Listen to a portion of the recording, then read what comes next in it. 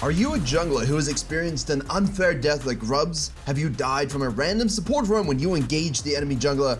Or maybe you died doing a free counter jungling moment? The bad news is, it's not your laners, it's you.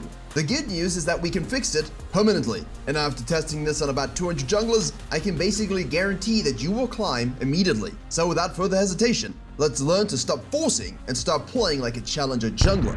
So we are going raw and lethal with our jungling education today, because sometimes you just need to click around to look to see what's up, because we've got here a challenger Viego jungler, as well as the first ever EUS jungler to get 2000 OP Pipityar many years ago.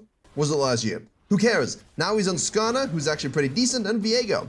So how do we discuss here a little bit about not forcing, playing the map the right way? And as we watch the trades up top side here, Viego's going to finish off the Gromp. The next game, the second game, will deal with a different style of jungling, but a lower MMR as well, that better represents the concept when applied to you, the people, and not just in high yellow challenge. But obviously, you've got to look at how to do it before we look at how to fix it. Don't worry, everything in this video will have everything you need. So, we're going to finish off the blue side quadrant here. They're trading up on this side. Sylas goes ahead and kills the mid laner. Deep ward here, so we're seen. And of course, the Skarner sequencing down. Good tracking by both junglers, as you would expect. The MMR support, challenge recall in case you doubted the MMR, again, match history is below, is going back to base. So the Sylas decides here to invade the Viego on the red. So Viego does his Krugs, and to figure out what to do, heads to Virkayu.gg. Not only do I have a free jungle improvement resource, I also have a dedicated program with jungle video courses, jungle coaching, coaching classes, a jungle VOD library, special weekly content you'll see nowhere else. All of this available through a premium jungle Discord, which is highly active, a huge community that help each other climb using my jungle program and courses. As we have seen by everybody hitting their peak rank goals in Split 1 and Split 2 of Season 14 as fast as possible. So to climb faster than everybody you know and to jungle diff every game you play, head to Virkayu.gg or click the link in the description below. So what we're waiting for here is not actually just to go and fight or waiting for him to go back to base. We're waiting for our support to rotate. If your support does not see, please do not force. Let the Sylas go back to base, play your game. Because the Mumu is showing up, we can interrupt that, go for the trade here. Know we're going to get double bandage toss Q and Mumu coming out of base. E1, well, Q1, Q2, follow-up stun, auto attack Q, and you know, maybe we shouldn't have flashed. Hold up, Xerath is going. Power is rotating. There's E1 from the Sylas. There's E2. Xerath has his flash up. He's going to have to use it. Skarner's just finishing his full clear. No stress from his perspective. Now you look at the map here from the Viego's perspective. We shift. You see this guy down here. You know Alistar's there. You know Ziggs is there. Mumu's going back to lane level 2. Xerath is losing. Sylas is going to kill him again. You're not going to get the bottom scuttle. You give it up. You rotate to the mid lane here. And you are actually not able to get anything, which is pretty sad. Now the Skarner is like, what? But he's going for the top scuttle. And the Viego says, you know what? You have it. Not going to force it. Big, big lessons. The second game will also talk a little bit about this, but more proactive, like understanding how to try and maybe play off of this scuttle crab snack. Whereas here, it's like, well, I got nothing to do. So I better just go to the top side because I might foresee the Skarner actually showing up. So let's see if we actually get anything going. Cassandra hits the Q3 into that against the wall W. Repost goes through. Beautiful gank. Beautiful gank. So strategically, we clear down. We see the Sylas move. So we ward this and go Raptor's Krugs for better sequencing, right? They're going to respawn closer together. Then we can go to the red. We're also warded just in case the Skarner and the cow and the Sylas and the whole circus show up. Because the Moon is coming from base, even though our ADC is returning home, we can wait for him and then decide to actually fist this.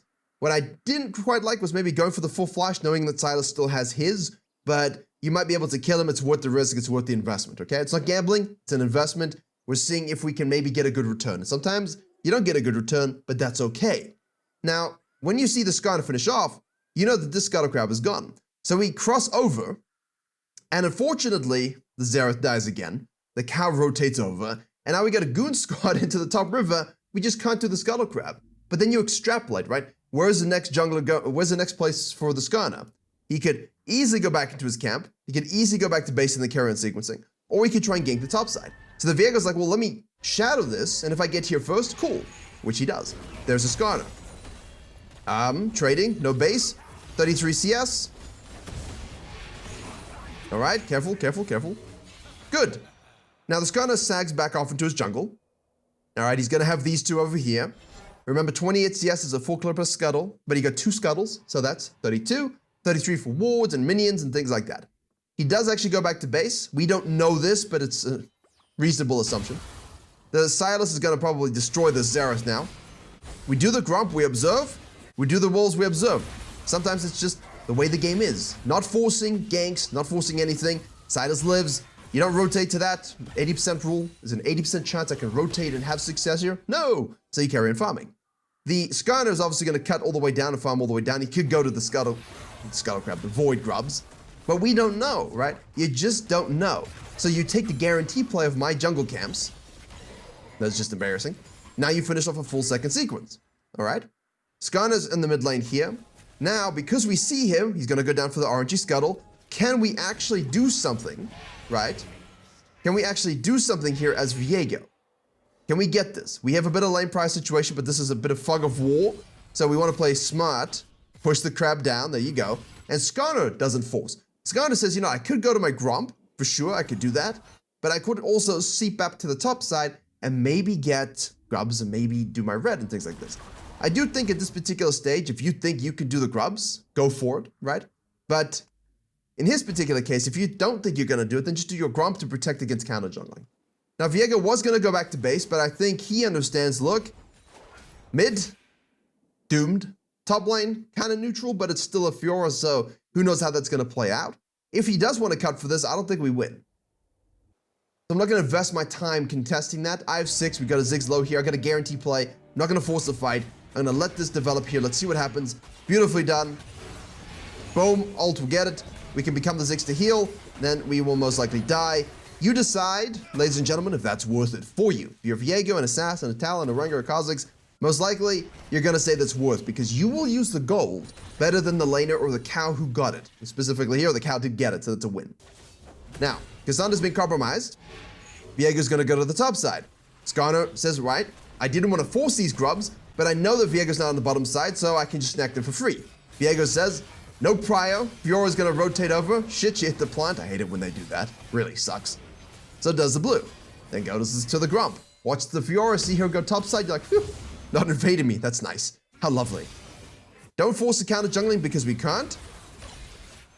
Pinged off and tracked by challenger level junglers as expected. The map is nice and big for you to see that. Sylas is really far ahead. Is this a lane we can save? Nope. So do we bother? Nope. That's it. We're not forcing the ganks. We're not forcing the invades. We're not forcing the objectives. Aha, vision confirmation. Perfect. Can we counter gank this with Sylas being low? Yes, we can. But warded. So now we chill. And we can see maybe we can do something here. There it is. Beautifully done. Patience. Patience. And we also had the support of the Amumu there to help us again. That was just fluid. We know that the Skarner's on this Raptor, so we're tracking the CS, watching his pathing, go over the wall, snack it, and then come back. Now, you might think, well, do we force counter jungling here? Do we force Scuttle? Do we force Dragon? Do we base? Or do we just go and do Krugs? In this particular case, you could easily force the blue side, but you know that the Ziggs, the Skarner, and the cow are going to be showing up and warding this. So why force the counter jungling here and invite death in question marks when you could quickly do the Dragon and the Scuttle while he doesn't know where you are? Now, he knows you're on the Dragon, I think, but it's just a safer play here. We're not forcing the counter jungling. We're accepting that that might be the coolest, most aggressive play, but it'll also be the highest risk. So let me just fall back to the guaranteed Dragon. And now, you know that the Skarner is going to be down here, so we slide into a lane game. This is very similar play style to the game you're going to see next. And that is, of course, a much lower MMR game. I had to go and find one where a jungler showed great potential. Nice disengage R by the Amumu there. We don't actually get anything, but the letting of the game coming to the Viego, no forcing, it's proving very, very effective at this particular stage. A lot of the times in these kinds of games, you're not going to have these big pop-off kills, right? Sometimes you will, but it's about that very, very delicate patience. Because you see the Skarner here now, really, this is forcing. The Skarner here knows Viego's here. He wants to use his R. He's really overcommitting to this. The Viego's right here doing the Krugs, watching this develop, right? And the reason why I love that play is because if they actually try to go aggressive, I'm there to rotate. If they don't, I get the Krugs. No downside. Now the cow is dead. There's the Ziggs rat. He dies. So I was thinking about all the things I could call Ziggs as champion. Strong at the moment, actually. Beautiful. 4-1-1. Now, we know that there's no camps here. What we're doing is we're trying to kill the Skarner. There's a justification here for maybe not doing this. I think we know the Skarner's gone. If the Skarner's intelligent, he's going to sag all the way back off, which is what he does. So it's better for us just to base and buy. We can control this, control this, control this, control this, control this, and set up the whole top side, right? As we enter the end of the early game towards the mid-game phase. Talk more about the mid-game and that transition in the next game. Zyra actually does R. He couldn't hit R onto a stunned target, or even might have been out of range because he R'd too far away. A bit unfortunate. But now, of course, you think, okay. Don't force the grubs. Sylas is Omega fed. Kyle's topside.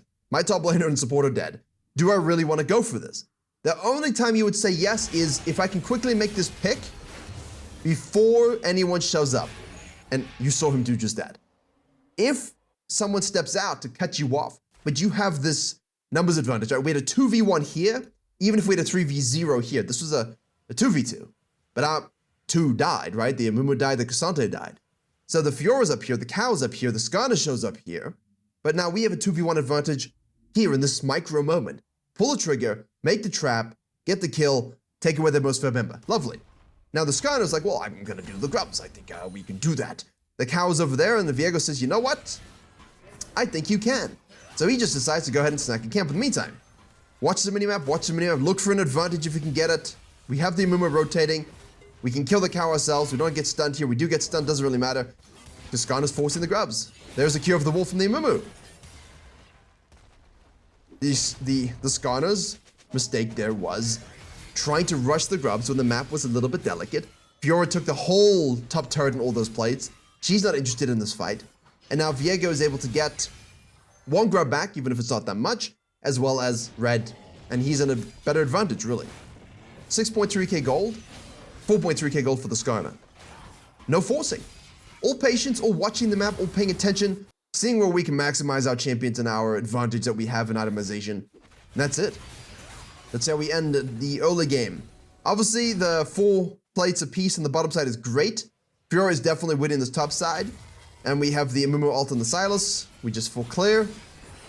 And obviously here, you do not want to force bottom lane. If you see the Sylas rotating, which we did, I don't want this fight if I'm Viego. We don't want this fight. You know, we don't, I like this, I love this. Just sacrifice him. Sacrifice him. It's their own fault. You know, you can say like, why are you TPing Cassante? You can say like, hey, let's go and do stuff, but I just don't think this is necessarily a play you want to make because we don't win that 4v3. It just isn't something that we win. So Viego goes back to base, gives it up and says, look, I'm strong enough here to actually kill the Fiora in his own perceived mind. Turns out he's not actually strong enough because, wait, I spoke too soon. Great news. I haven't seen this game actually, so I have no idea. There you go. The Fiora overcommits though. The Fiora overcommits and does hand it back to us, but that's the whole point of 1v1s. That's where the excitement is. I still love a good old-fashioned 1v1 like that. Great, fantastic. Now, normally Fiora should have technically won that because Champion Spotlight, but Viego is also Champion Spotlight and has Blade plus Sundered Sky. 15 minutes into the game, 7-1-1, 7.8k gold, 500 more than the Fiora. Nobody else is remotely close, and literally nothing was forced. And the most intelligent and mature decisions for me was this one right here. If you can give this up and don't rotate to a doomed fight, base and buy, man, the map opens up. You either can kill and shove and take all of this. You can either just push this out if nobody's here. You can take your, oh, I don't really want to take my own camps here, but I want this, I want this, I want this, I want this and this.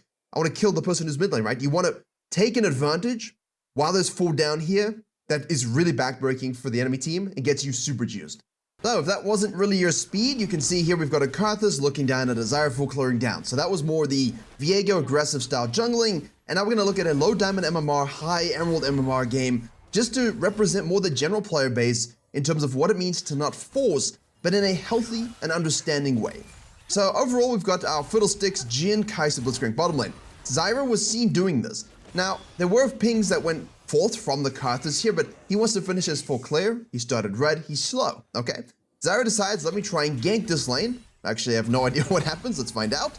We like it when it's raw. Go for the full route onto the Jhin, double proc electrocute. There's a flash, the hook does miss from Blitzcrank, unfortunately. Karthus finally finishes Grump and will push back down. Now they're in a minion wave, so they need to reposition. That's unfortunate. The Zyra, good gank, not forced. The thing about this is, you're understanding that the Zyra, we didn't show the beginning of the clear, but she didn't know that the Karthus started red, right? Karthus very easily could have started on the blue and passed to the top side, as he normally would. So him showing here is interesting, but at the same time, going for this gank knowing you are most likely ahead in tempo means you're not forcing it. It's a push wave, everything's good. Where the not forcing comes in and thinking like a high elo jungler, let's see what this Zyra does. We double check with the wards, or we double check with the plants to make sure we know Karthus isn't trying again. At this particular stage, you categorically know Karthus is on the bottom side. Why do we know this? Because he ganked bottom lane. And after the full clear of 24 CS, he's obviously going to go to the bottom scuttle. Sadly, you don't have lane prio now, despite the gank, to actually just run into the river and contest. Now, most junglers in these lower MMR ranges, well, not to be, I don't mean it offensively, just, most junglers, Submaster, Tier Sub Grandmaster, will force these still. They will still force these scuttle crabs. And the Zyra here doesn't force it, but shadows. What I mean by that is, matches the Karthus because the Karthus is going to gank mid lane. If we can shadow this enough, and maybe counter gank in this 2v2 scenario, then we can double scuttle. Sadly, well, not double scuttle, then we can actually go and snack one scuttle. But the Veigar has no mana, is forced out, this guy just has to burn his flash, he has TP, and now Zyra's like, can I do a scuttle? Like, I don't want to have no scuttle on this first rotation, that sucks, I'm losing tempo against a Karthus, we should have had the kills on the bottom lane, we didn't. Now, I hope for her sake here, as you all know I like Zyra, so when I see a bad one, I get a little sad, let's see what happens. Decides, look, yes, Quinn has prio, but the fact of the matter is, the Briar showing up, the Veigar TPing in, we're not going to be able to do this. Now, what you can do here is simply try and coin flip the smite, or you can go back to base. I like going back to base here. Now we know the Karthus started therefore on top side, which means we know, and I'm going to kind of guess here, that the Krugs are going to respawn around 420. These will respawn around 435, 440, as per usual, and the Karthus here will stay out because of the extended first sequence, right? The Zyra is basically banking on this guy going back to base, and then coming back, and then obviously Zyra's taking everything. Now, we could look to try and gank this wave, or this lane as well, but it's a Camille, it's pushed up pretty far. Karthus kind of thinks that she's there. He decides to face check the brush. Now it's a little bit irritating, right? Like now this is the kind of stuff we don't want to force, but the Karthus here does have flash, not exhaust in this particular game, so the Zyra knows, okay, we can play around this a lot more. Goes for the all-in trade, thinking, look, I have the power to actually kill, is unlucky to not kill the Karthus there, flashes against the wall, and the Briar does rotate, so this is huge. Now, would we say this is necessarily forcing? What do you think? You can tell me in the comments. Do you think forcing this aggression against the Karthus here is too much? Should we have simply gone back to base, bought Faded Ashes, gank this lane again, no sums? If Karthus does anything other than full sequence down, then we can do Dragon, then we can counter jungle, then we can repeat gank bot lane, right? Like that's a good standard play. However, so the Zyra extrapolates either the Karthus goes back to base, and then you get free camps, or the Karthus stays, in which case you can maybe kill him if you trust your 1v1. I do like the 1v1 here. The only downside is the mid lane roam, but Briar hasn't yet based either. So once you now engage in this play, you're selling your top laner out a little bit, so it is forced for the top lane, but I guess if you pay attention to the prio and the lane states, and you understand your champion, this is like very unlucky, but it's also unlucky that the Karthus flashes the wall.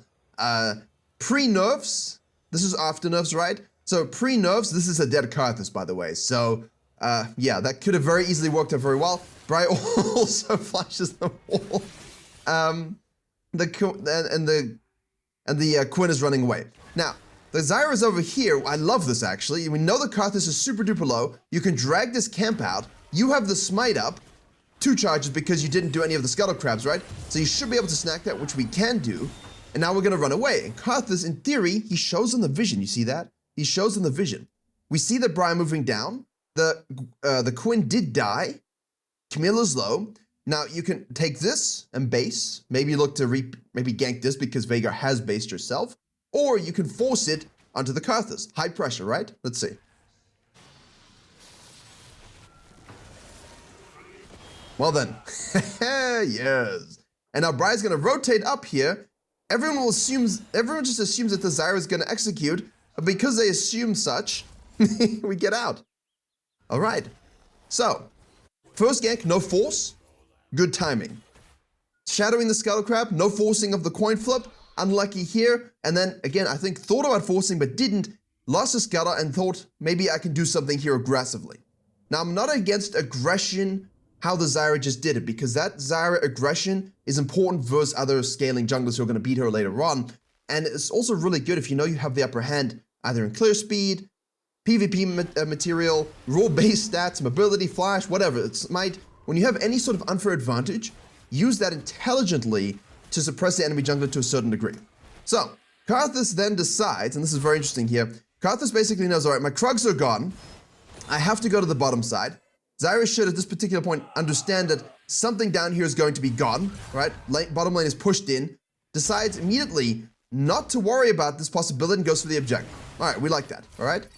Karthus gets free Raptors. The downside to the Karthus here, which I don't like, is that he now doesn't fully counter jungle. Maybe try something down here. It's riskier as an Elise, as a Xin Shao, as a Briar jungle, anything like that, a Viego even. Please, take this, ward this, take this, go for the dive. You're gonna lose this, but you get a full quadrant, a dive, and potentially a dragon. And that again isn't forcing, right? You're letting the game come to you. All right, let's see how this develops. Free grubs though, from my perspective. Agreed on this, is just an active decision. We can go ahead and take the Scuttle Crab. Can also go and look. See, Karthus there, a bit silly. Really, see, this is forcing. I don't like this. Hey, she just did grubs and there's an RNG Scuttle, ha ha ha. If the Zyra has done proper sequencing, she'll be 6 and you won't be on the Scuttle's kill. Boom. So it's a little bit, he actually would have been 6 as well, because he stole the Raptors. Good point, well done. Thank you for whoever said that. The other voices in my head. But still, is it worth the 50-50 when you're low mana versus just doing your red, getting 6 and then thinking about something else? Potentially. Now, the Quinn is trading with the Camille. Wave's not in a very good spot for a gank. The Karthus is extrapolated here. Obviously, this should be pinged off. Communicated. There's a Karthus ult. Who do you be killing, sir? Because your Karthus ult that early does no damage. Someone needs to read their base values, I think. At this stage, bottom lane is out of position. Proxying. Zyra just protects the Krugs. Quinn should know that the Karthus was on the top side because we saw the Karthus here and go up. Let's see what happens. Death befalls her. Zyra's just sequencing. Not forcing anything, right? All of a sudden, the Briar shows up. This is interesting here. So this is a good one.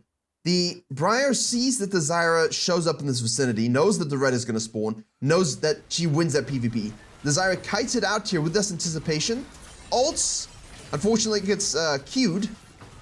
Will now respace properly. Is able to survive, always chug your health pots, gets the red buff because of the plants, and now Briar does force. So you can say here, all right, well, isn't this a bit lucky? Yes and no, right? To win anything at a high level and consistently to reach your dreams like a championship or hitting high elo or reaching diamond before the end of 2024 and things like this, you kind of need all your fundamentals, your skill, and a little bit of luck. But this is a good read, right? The Briar's coming down, kite back. If they show up, you can respace.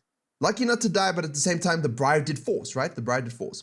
Now, the Zyra goes down here knowing that the Raptors were stolen and thus will respawn, and the objective on the map is a dragon. Karthus here, this is exactly what I'm talking about to not do. He's forcing the counter jungling here. Briar's gonna hit the ult.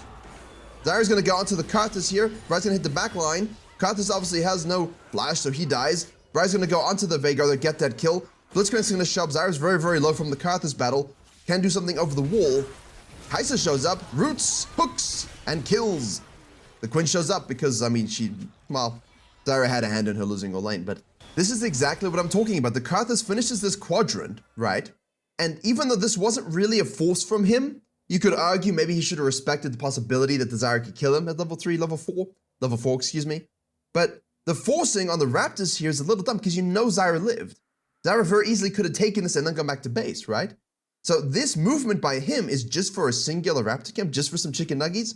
We all love chicken nuggies, but the Zyra makes a good read, anticipating that he might show up. And now he's out of position. Look at the map. Pushed in for the first time all game, coming out of base. This is what we call a force, right? So stop doing this kind of stuff. You saw from Viego game when he didn't force, when the Zyra now doesn't force and just lets the game come to her. Because when you actually have situations like this in your game, you want to be in the Zyra's position, the Blitzcrank's position, the Kai'Sa's and the Vegas. You don't want to be the Briar. You don't want to be the Karthus. It compromises you way too much. Now, there's an RG Scuttle here, so we're going to go ahead and snack that one. We see that the Quinn is roamed. So now this dragon, 100% a little bit greedy, right? I think this is a very, very greedy dragon attempt. The scuttle is great, but because the Quinn is here, you might think a little bit about it. But then you see this, and you look at this, and you're like, well, now we're a bit out of position. The Karthus runs all the way down, and here's where we can kind of think about this forcing rule a little bit, right? What's gonna happen now? We can think a little bit about it. Don't force this as Zyra here. Look for this fight, potentially, but don't try and coin flip. You got a minute or so until grubs. I like the shadowing here. We're watching the Briar on the minimap. She goes back to the mid lane. We do a flash up. Boom, full flash combo. Let's crank hooks. The Fiddlesticks played well off each other. Aggressive, again, measured though. Plants will do some jobs. Hopefully the right jobs. And we base. So, right? A little bit forcey. Like, okay, let me do the scuttle. But then again, I wouldn't necessarily expect a Karthus to show up over here. But as soon as Jhin lays his ult out, you're like, all right, I'm out, right? The idea is that once Jhin makes a play onto this, you leave. And in the Zyra's case, shadows only because Karthus looks fisty. And we can now make a good fight before Karthus shows up. So that wasn't forced. That was a good reaction to the nature of the map. The dragon take, I do agree that was forced, but the Karthus forces. Now he's going to spend 1,200 years doing this dragon. Zyra says, okay, you have the dragon actually, I'm out. Now Zyra wants to go ahead and do these grubs, but then you see the Briar moving. So like, oh my god, if I force this right now, with Camille in this position, even low HP, and Briar rotating, I'm doomed. And what you have to factor in is that the Karthus ult is back off cooldown also, right? So these are all the things you got to think about. I know it's a lot, but very simply, as soon as you see the Briar move, don't do it. Set the trap, hit the pick, do the chunk. Try not to be in a position where you can get hit by the Q. Unfortunately, we are. There's a Camille. Veigar has been rotating, okay. Hit the nice root there. Create space, create space, create space. Q gets the kill. Camille is just fighting the Quinn. And now you're going to say, okay, we should probably go back to base. And this is where Karthus should be F-king and paying attention because he should be ulting. But he has no mana. Wait for it. Now, does he ult? Yes, he does, but Zyra back to base. Haha. That was awful from Karthus. Truly awful. And all because he forced some raptors, and then he forced a dragon, and the Zyra mostly was like, you know what? I don't want to have anything to do with it. And now, while we were going to force these grubs, the fact that Briar rotates, and immediately we say no. Not forcing, trapping, baiting, and watching Veigar. If you see Veigar just go mid lane and not help, you can't do this, you gotta leave. But because Veigar was moving, you can. And now the Karthus, this is where I don't really understand this, right? Why is he forcing this in the fog of war? Again, Camille do be dead. Bot lane is still bot lane. Briar's catching this wave. Veigar is TP available. Zyra's gonna come out of base and go straight to the top side because this is where the objective is right now. So he forces the grubs. Zyra just reacts to it and says, look, if he's here, I get the kill, which we do. And if he's not here, we get free grubs, right? There's no downside for us. Trying to make sure you smite those and secure those. What do we got here? 4? Okay, we'll get 5. Briar obviously now pushes there. And the unknown of Briar means that you could go for the red Krugs, but there's a distinct possibility Briar rotates up to try and kill you if you do. We don't know, so we choose a safe route of going back down. I like that. Also Camille again with Briar. Briar disappears, returns from underneath. Okay, good. Now, where do we think the Karthus is going to go? I think you can logically assume top side because that's where the red is. And now we don't force the counter jungling, right? We don't force the dragon. We don't force the scuttles. We force the intelligent aggressive level 4. We enforce the intelligent fight around the grubs. We set the trap around the grubs. All of this is just letting the game come to you. Sometimes flirting with forcing, right? Just a little bit, but doesn't really commit to it, which I think is also important. Like if you try to make an aggressive move and then you notice, well, shit, bad things are happening, pull out, regret, you know, oopsie, I don't want to do that. Like the dragon, shadow, make another play. Now Camille is winning that top lane. This guy's sequencing down. Zyra just says, you know what, I can't force anything else. I better just go full counter juggling, full sequencing. And then maybe, if we anticipate that the Karthus was on the top side on his red, unlucky. If we anticipate that the Karthus went up here and down, therefore he will be there and down. So what you can do is Zyra here is either gank again ahead of him, not forcing, just trying to find that gap in time and tempo that you can abuse him, or you can patiently wait. And if you want to sing the Nate Dogg chorus, be my guest, but for now, let's see what happens. Okay, we step on the trap, that is a little bit unlucky, then we get rooted. There's the Fiddlesticks going all the way in. Zyra's gonna hit that root, I don't know if it hit, but it's gonna full combo to make sure he dies. And again, Karthus is late to the party. The jungler who forced more is in worse positions to do anything, basically on repeat. And the jungler who let the game come to her is in a significantly better position.